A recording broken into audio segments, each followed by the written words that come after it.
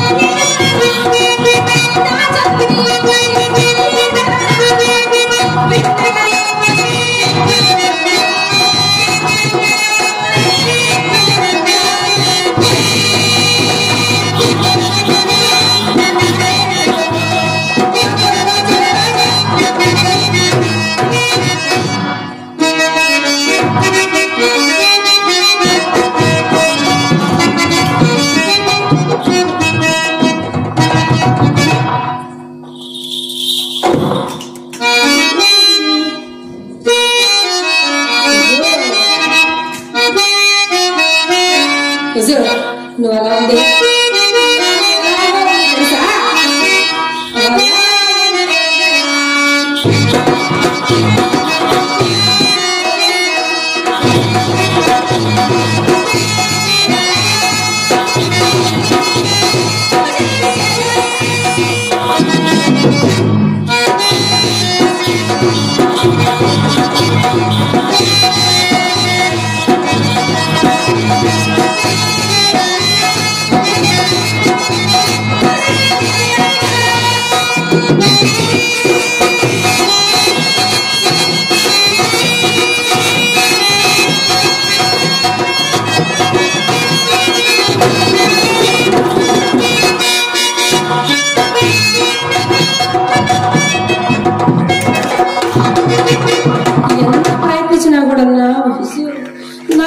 నాకెళ్ళి చూడనే చూడకున్నారే ఎలాగో చూస్తున్నారు ఎక్కడో చూస్తున్నారు అర్థమే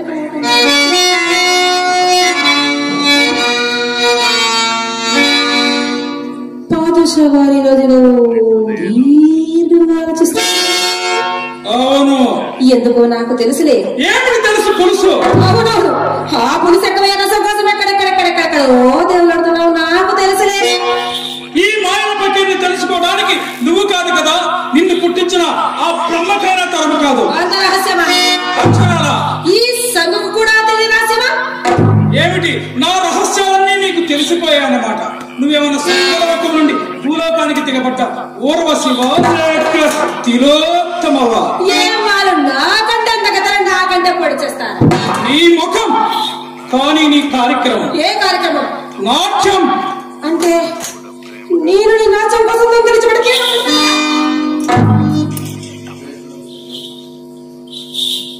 అంతే సంగు, ఆ కీలు బొమ్మకు రంగు కూడా చాలా వరకు మాసిపోయింది. ఇంకా ఆ బొమ్మతో అట్టే కాలం ఆడుకోలేమేమో. నువ్వు మాడవడం రాక్షసుడు. కనిపించడం వల్ల నేను రాక్షసుడు అనుకుని ఇంతవరకు కాకవాగించావు. చూడు నా మాయ ముందు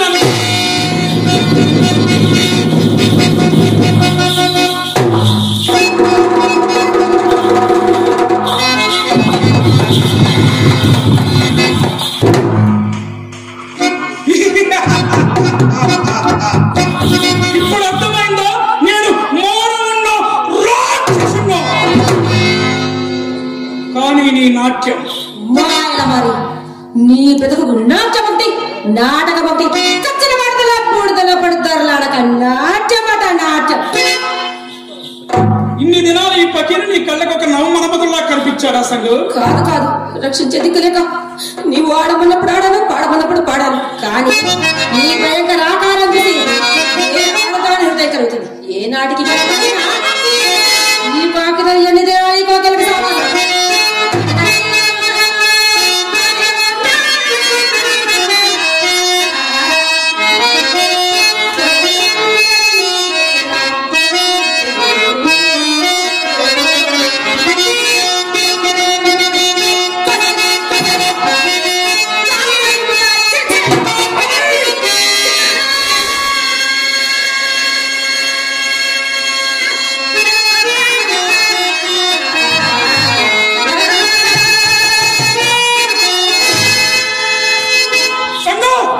నీ శరీరం నీ దగ్గర ఉంచుకొని మాట్లాడు. తొందరపడి పకీర్ని ఎదిరించకు. ఆ కోపాగ్నిలో వాడి పసేకు ఆ కడిగట్టి మంటలో ప్రపంచమంతా బూడిద బూడిద సంగు బూడిద. రాక్షసుడా, నీతో నేను అవకాశం కూడా బతకలేడు. ఇది వరగల నీ మాయాజాలం నా మీద చాలాయించలేవు సుమా. ఏ నన్ను జయించడానికి మంత్రశక్తి గాని తంత్రశక్తి గాని సంపాదించావే అంటే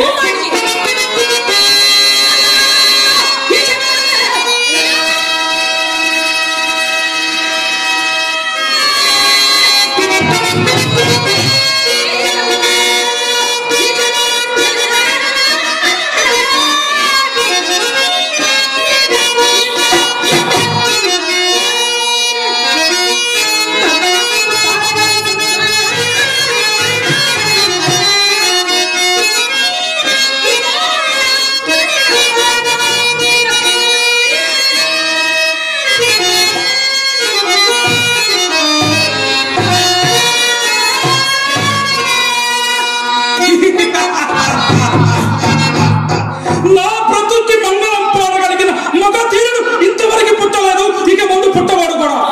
తొందరపడి పకీర్ని ఎదిరించుకో. చెడిపోగలవు సంగో, చెడిపోగలవు. పకీర్, నీ ప్రాణరహస్యం నాతో చెప్పిన సంగతి మర్చిపోయావా? జాగ్రత్త. ఏ నిమిషాన సంఘ హృదయంలో కాడుతుందో ఆ నిమిషానికి నా మాయామంత్రంలో రావడంలో ఒక రాయిలా చేసేవాడిని. నా పూతాల నోటికి ఒక మాంసం ఖండలా ఇచ్చేవాడిని. మించిపోయింది ఏమీ లేదు. ఈ పకీరు ప్రాణం అంతా తేలిగ్గా పోదు.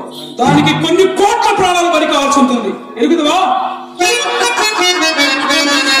ఎరుగుదు పకీర్, అన్నీ ఈ లక్ష్యంతో విడిచిపెట్టి జగన్మోహిని సంగుని చేతులు మల్లపోయిపోతామని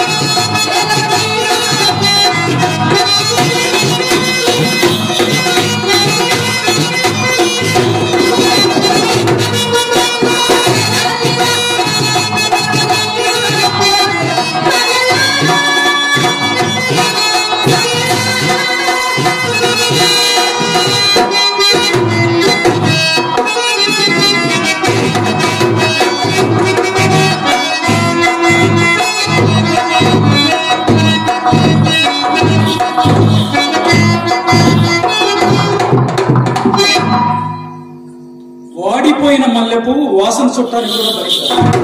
అది చెత్తకు పొలగ పనికొస్తుంది. నువ్వు ఒకప్పుడు అందాల రాసివి, చంద్రబింబానివి.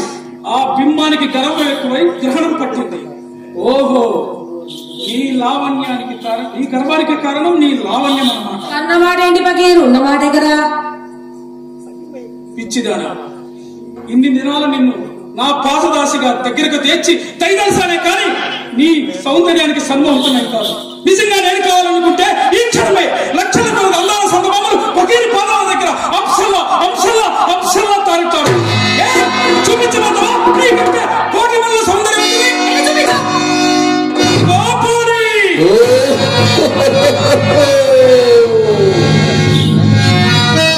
ప్రపంచంలో అందగత్తెల్లో అందగత్తెలకు దాన్ని చూపించు.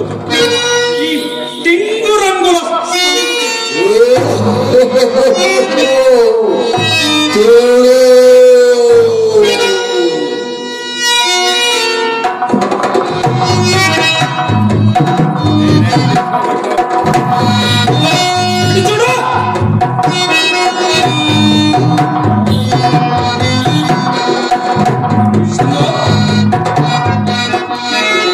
అగ్నిసాక్షిగా పెళ్లాడిన వాడి భార్య పక్క ఇంటి వాడితో లేచిపోతే చేసుకున్న వాడి ముఖం ఎలా వాడిపోయిందో అలా వాడిపోయిందేవే నీ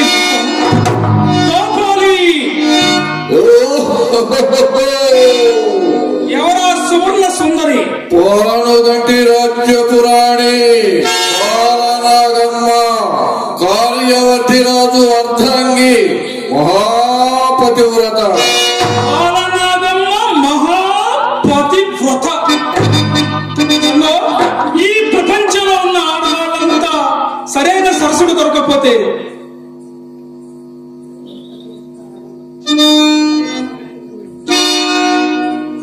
ఈ ప్రపంచంలో ప్రతి ఆడది సరైన సరసుడు దొరకకపోతే ప్రతివ్రత అంటారు.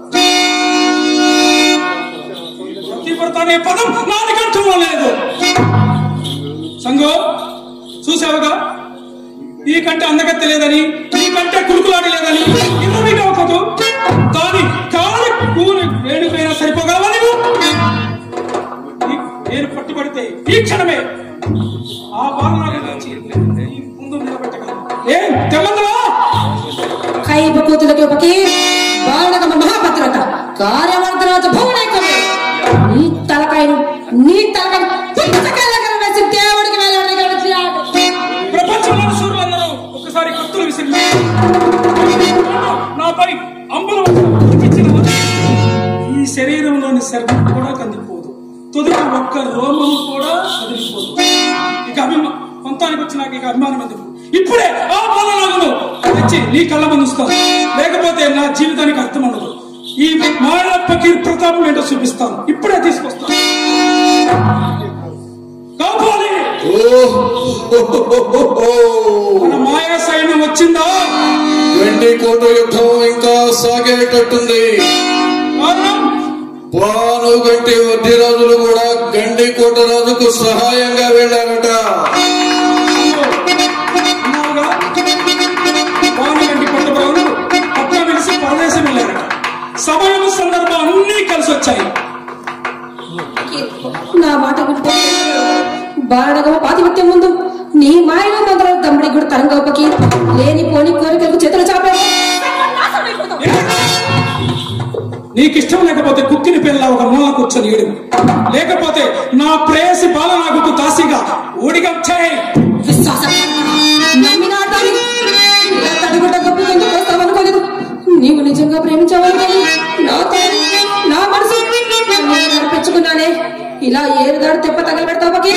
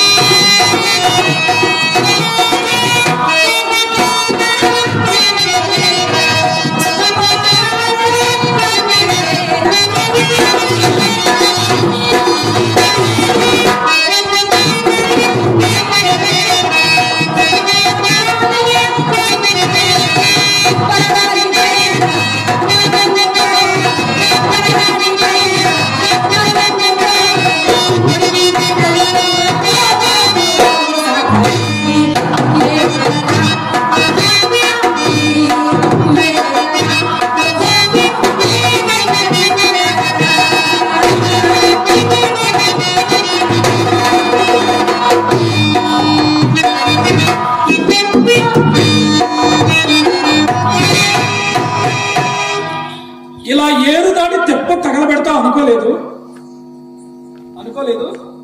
ఎన్నడూ అనుకోలేదు. మరి పాత చెప్పును ఎన్ని దినాలతో రడమంటావే? నన్ను పాత చెప్పు కింద చెమేసావన్నమాట.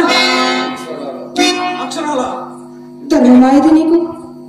ఎక్కడున్నాయా ధర్మాలు? ఎవరి ఆనందం వారిది? నీ ఆనందం కోసం నాకు ద్రోహం చేస్తావు పకి? నీ కోసం ఆనందాన్ని బద్దలు చేసుకోను. ఆనందం అందించడానికి న్యాయాన్యాలు లేవా? నేను వేదాంతంలో దిగి తెచ్చుకున్న సన్నాసిని కాదు. ఇప్పటికీ నీ ఇలాంటి జీవులు ఎందరో ఇంకెందరో కానున్నారు. దుర్మార్గుడు! ఇదివరకే చెప్పానుగా, ఆ మహాపత్రతను కోరి నీ నెత్తిని నీవే చెత్త చల్లబడుతున్నావు. కోరివితో తొలగబడుతున్నావు పకి. నా దృష్టిలో పడక పూర్వం నువ్వు కూడా ఒక మహాపత్రికలతోనే కదా సంగతులు. కామాంధకారం నీకు కళ్ళు కనిపించడం లేదు. ఆడదాని హృదయంలో సర్వనాశనం అయిపోతుంది. నేనైనా కనకరించి నా నా ఆనందం అంతా నువ్వు ఒక్కదానివే చుదుకోవాలనుకుంటున్నావు కదూ. మనిషి మనుగడ మహదానందాన్ని పొందడానికి తేనెటీగ ఒక్క పుష్ప మాధుర్యంతోనే సంతృప్తి పడుతుందా? వారసుడు ఎప్పుడు మృత్యువుకు భయపడాడే. ద్రౌపదిలో శ్రీకృష్ణ ప్రభు ఏం చేశాడో తెలుసా? ఏం చేశాడో? వెంట కాలు పెట్టకుండా ఇల్లు తిరిగి 16,000 మంది గోపికలను స్వర్గం చూపించాడు. ఆయన భగవంతుడు ఇది కలియుగం. యుగాలన్నింటిలోని ప్రశస్తమైంది కలియుగం. అలాంటి యుగంలో పుట్టిన నేను కనీసం నీలాంటి చీత 1600 మందినైనా పొందకుంటే ఈ కలియుగానికి అర్థమేముంది? ఈ గడ్డానికి ఇవేముంది? నా కనుసూపు మేరలో ఎక్కడా కనిపించదు.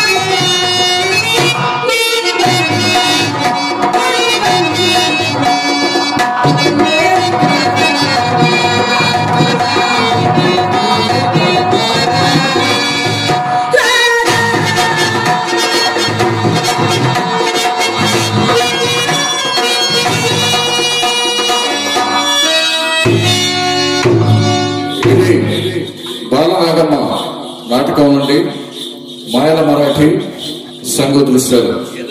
సమర్పకులు ముత్తినేని క్రియేషన్స్, పెరకంచర్ల.